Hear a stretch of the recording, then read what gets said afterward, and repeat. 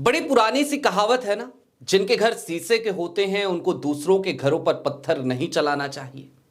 लेकिन प्रधानमंत्री नरेंद्र मोदी की पार्टी, उनकी पार्टी के तमाम भक्त तो उनके तमाम चेले चपाटे ना जाने क्यों ये बात भूल जाते हैं। कांग्रेस के एक नेता ने एक बयान दिया, राहुल गांधी को लेकर के ये बयान था, और क्यों दिया ये बयान उसकी भी समीक्षा करेंगे। राम की चर्चा हुई, राम का जिक्र आया, और फिर भारतीय जनता पार्टी के लोगों ने राहुल गांधी के ऊपर कटाक्ष करना शुरू कर दिया।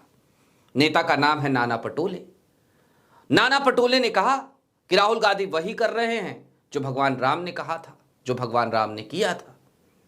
और इसके ठीक बाद बवाल कटना शुरू हो गया। तमाम भक्त राहुल गांधी के ऊपर टूट पड़े। लेकिन इन सब के दरमियान इतिहास हालिया दिनों का क्या रहा है?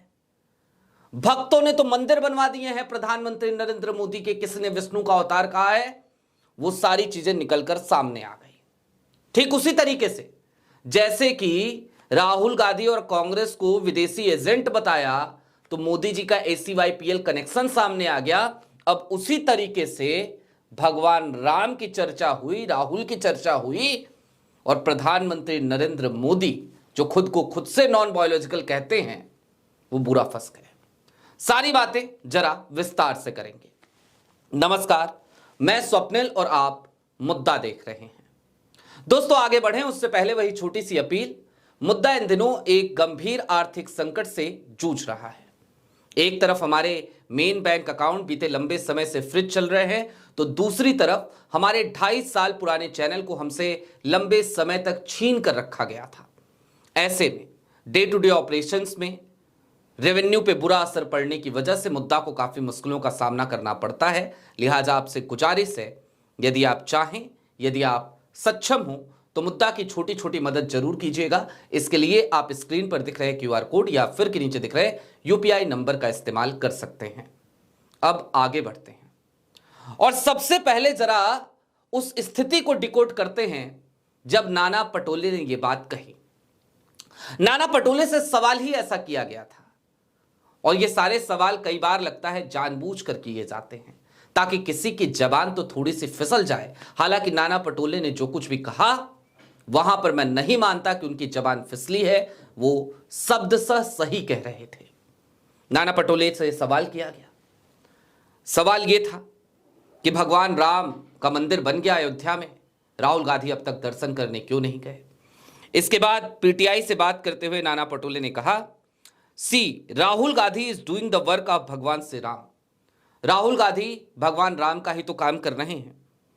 Because Bhagwan Shri Ram's work was to ensure justice for harassed deprived, Rahul Gandhi is doing the same. भगवान राम का काम था दबे कुचले शोषित वर्ग के लोगों को न्याय दिलाना, जस्टिस देना। भगवान राम वही कर रहे हैं। भगवान राम ने वही किया था, राहुल वही कर रहे हैं। Rahul Gandhi is doing the same. Rahul Gandhi likes to do this service in place of doing photo session at the Ram temple. Rajiv ji was behind the opening of the lock there. और इसके आगे कहा कि राहुल गांधी वो फोटो सेशन नहीं चाहते। फोटो सेशन कराने की बजाय राम मंदिर में जाकर राहुल गांधी राम ने जो किया था वो करना ज्यादा बेहतर समझते हैं, और राम मंदिर का ताला तो राजीव गांधी ने खुलवाया था। यह बयान था नाना पटोले का। और इसके बाद से लगातार हंगामा मच गया। गोदी मीडिया से लेकर भारतीय जनता पार्टी के प्रवक्ता, नेता, तमाम चंटू बंटू, ट्विटर पे जो दोरूपल्ली ट्रोल्स हैं वो सब एक्टिव हो गए, राहुल गांधी को ट्रोल करने लगे। लेकिन जब राहुल गांधी को ट्रोल कर रहे थे तो हमने कुछ चीजें और खोजी, और अब मैं आपको वो तमाम चीजें जरा दिखाना चाहता हूं। आपकी स्क्रीन पर सबसे पहले एक तस्वीर है। इस तस्वीर को देखिए। प्रधानमंत्री नरेंद्र मोदी की एक मूर्ति है, हनुमान की एक मूर्ति है, और भगवान हनुमान की तरफ हाथ ऐसे किए हुए हैं हमारे प्रधानमंत्री नरेंद्र मोदी। ऐसा लग रहा है जैसे आशीर्वाद दे रहे हो, हनुमान को आशीर्वाद दे रहे हो, ऐसा लग रहा है। इस तस्वीर को देखिए गौर से। और ये बिहार के कटिहार में ये मंदिर बना है। 2 साल से मंदिर बनाकर वहां पर पूजा वूजा हो रही है। 2018 में ये मंदिर बना था। आपकी स्क्रीन पर एक और तस्वीर है, इसी को कहते हैं फोटो सेशन। आगे बढ़िए। देश के लिए विष्णु अवतार हैं मोदी, यह बयान किसी और का नहीं बल्कि आचार्य प्रमोद कृष्णन का था। वही आचार्य प्रमोद कृष्णम जो कभी कांग्रेस में हुआ करते थे। एक और खबर आपकी स्क्रीन पर, बीजेपी विधायक ने पीएम मोदी को बनाया भगवान विश्वकर्मा। हरिभूषण बचौल अगरबत्ती दिखाते हुए बोले, मोदी शरणम गच्छामि और मोदी नाम केवलम। ये भारतीय जनता पार्टी के विधायक हैं।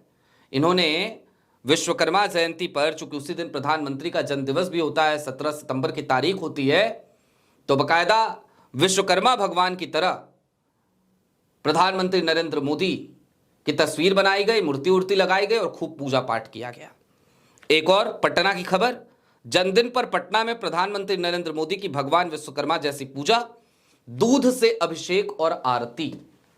देखा आपने, ये तमाम चीजें तो कहीं विधायक कर रहे हैं, कहीं भाजपा के नेता कर रहे हैं, अंधभक्त कर रहे हैं, चेले चपाटे कर रहे हैं। जबकि नाना पटोले ने तो कोई कंपेयर नहीं किया भाई। उन्होंने तो ये कहा कि राहुल गांधी जो कर रहे हैं वो वही कर रहे हैं जो भगवान राम ने किया था। अब इससे थोड़ा सा और आगे बढ़ने की जरूरत है। आपको याद है 2024 का लोकसभा चुनाव चल रहा था। एक बड़ी मशहूर एंकर हैं, एंकर पर्सन हैं, न्यूज 18 में है इस समय, नाम है रूबिका लियाकत। प्रधानमंत्री नरेंद्र मोदी का इंटरव्यू कर रही थी। जो भक्तों ने किया वो बात छोड़ दीजिए, जो प्रधानमंत्री ने कहा हम उसी को याद कर लेते हैं। जरा क्या कहा था प्रधानमंत्री ने? कहा था, ऐसा लगता है मैं नॉन बायोलॉजिकल हूं, भगवान ने मुझे भेजा है। खुद को खुद से ही अवतार बता रहे थे प्रधानमंत्री नरेंद्र मोदी 2024 के चुनाव के मद्देनजर। तो जो व्यक्ति खुद से खुद को अवतार बताए वो ज्यादा शर्मसार करने वाली बात है, या फिर कि राहुल गांधी भगवान राम के आदर्शों पे चल रहे हैं, न्याय के लिए शोषित वर्ग के संघर्ष कर रहे हैं, यह कहना ज्यादा शर्मनाक है? आप बताइए। निश्चित तौर पर आज की तारीख में यह बात कहने में किसी को कोई दो राय नहीं होनी चाहिए कि भक्तों ने प्रधानमंत्री नरेंद्र मोदी को एक बार फिर से फंसाया है और बुरा फंसाया है। और प्रधानमंत्री नरेंद्र मोदी ने खुद अपनी वाहवाही लूटने के चक्कर में कई बार ऐसे बयान दिए हैं कि अगर उन बयानों की हम फहरिस्त बनाएं तो प्रधानमंत्री नरेंद्र मोदी ऐसा लगता है जैसे यही बताते नजर आते हो कि उनका तो डायरेक्ट कनेक्शन है ऊपर वाले से। 2014 याद कीजिए, प्रधानमंत्री नरेंद्र मोदी आए वाराणसी, 2013 का साल था। क्या कह रहे थे? मुझे तो मां गंगा ने बुलाया है। तो कभी मां गंगा बुलाती हैं, कभी भगवान भेज देता है, नॉन बायोलॉजिकल हैं, कभी मंदिर बन जाता है, भगवान हनुमान को आशीर्वाद देती हुई मूर्ति लग जाती है, कभी विश्वकर्मा भगवान के रूप में मूर्ति लगती है, प्रतिमा लगती है, पूजा पाठ होता है, दूध से अभिषेक होता है, भगवान की तरह पूजा की जाती है, ये सब कुछ होता है। राहुल गांधी की तो कम से कम कोई मूर्ति ऐसी नहीं लगती। राहुल गांधी तो कहीं इस तरीके से नहीं कहते। राहुल गांधी ने तो एक बार कन्हैया कुमार को कहा था कि कन्हैया मेरे पास आता रहता है, खूब बातें हमारी होती हैं, लेकिन अगर किसी दिन कन्हैया आए मेरे पास और आके कहे कि मैं नॉन बायोलॉजिकल हूं, तो मैं कन्हैया से यही कहूंगा कि तू ये बात मुझसे बोल दिया, बाहर किसी को मत बोलियो। ये राहुल ने बोला था, याद होगा आपको। अभी 2024 चुनाव के दौरान ही बोला था, दिल्ली की रैली में बोला था। तो कुल मिलाकर अब चलते चलते इस बात को समझिए कि ये जो नॉन बायोलॉजिकल साहब है और इनका जो इकोसिस्टम है, इसको बड़ी तकलीफ होती है अगर राहुल के बारे में कहीं कोई अच्छी बात बोल दे। और अब जरा राहुल की राजनीति को भी समझने की जरूरत है। 2004 का साल था, राहुल गांधी पहली बार सांसद बनकर आए थे सदन में। 2009 का साल दूसरी बार सांसद बने। पहली बार उन्होंने प्रधानमंत्री पद नहीं स्वीकार किया था, और जाहिर सी बात है करते तो ज्यादा गलत हो जाता, क्योंकि पहली बार सांसद बने थे। गांधी परिवार के ऊपर परिवारवाद का एक और आरोप लगता। हालांकि उस समय भी लोग कह रहे थे बन जाइए। पहले सोनिया ने पद ठुकराया, राहुल ने ठुकराया 2004 में, नहीं बने, त्याग किया, कुर्सी छोड़ी। 2009 का साल राहुल गांधी प्रधानमंत्री पद के प्रबल दावेदार थे, बन भी सकते थे, लेकिन नहीं बने। उन्होंने कुर्सी ठुकराई, त्याग किया। 2009 के बाद 2014 का साल और 2014 से पहले का वो पूरा प्रोपेगेंडा याद कीजिए।